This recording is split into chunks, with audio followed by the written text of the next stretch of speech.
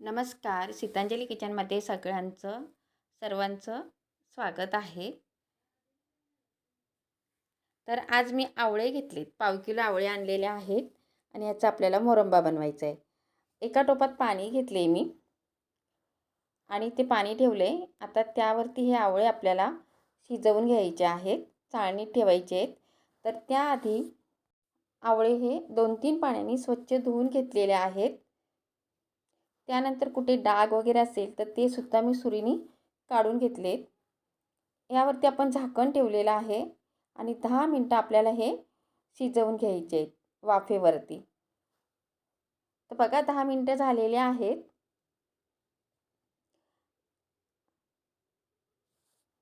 पाहू शकता आवळे हे खूप छान असे शिजले गेलेत, असे मस्त मऊ झालेले आहेत. आता हे आपण थंड करून घ्यायचे आहेत. तर बघा आवळे हे छान थंड झालेले आहेत. आता ह्या आवळ्यांना काटा चमच्याने याला होल करून घ्यायचे आहेत. सर्व आवळ्यांना होल करून घ्यायचे.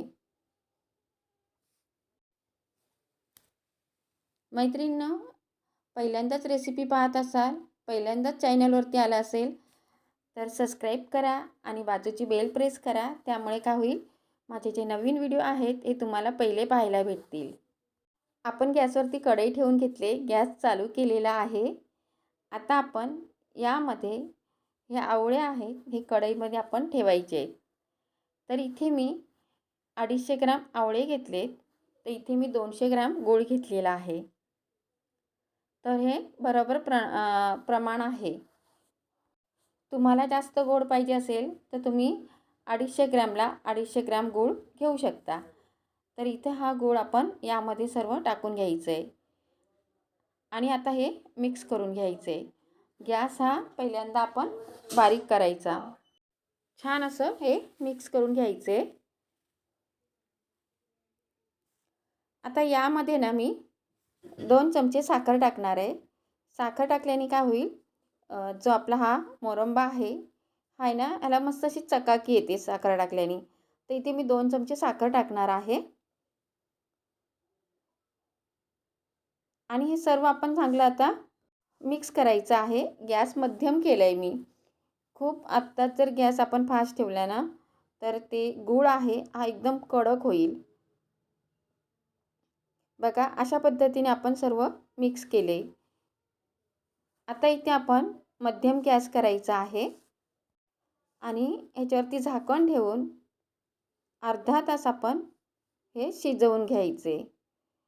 तर बघा आता गूळ छान वितळला आहे. आता यावरती आपण झाकण ठेवू. आता अर्धा तास आपण हे शिजवून घेणार आहोत आणि मध्ये आपण झाकण काढून एकदा चमच्याने मिक्स करत जायचं.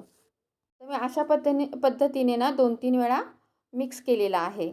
तर पाहू शकता छान असं हे मोरंबा आहे मस्त शिजलं आहे, छान झालेला आहे. बघा मस्त चकाकतं आहे. तर इथे मी वेलची पावडर टाकलेली आहे. तुम्ही जायफळ आणखीन काय टाकायचं ते टाकू शकता. तसं काय दालचिनीचा तुकडा. तर इथे मी वेलची पावडर टाकलेली आहे आणि बघा मस्त झालं आहे. तर अजून मी 1-2 मिनटं परत शिजवून घेतलं आहे आणि पाहू शकताय. वा, किती मस्त झालं आहे बघा, छान दिसते. आणि हा मोरंबा आपला वर्षभर 2 वर्षात छान टिकतो. आता एका काचेच्या वाटीमध्ये मी काढून घेत आहे.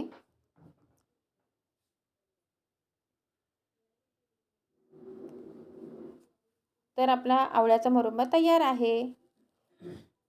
मैत्रिणींनो, रेसिपी आवडली असेल तर लाईक करा.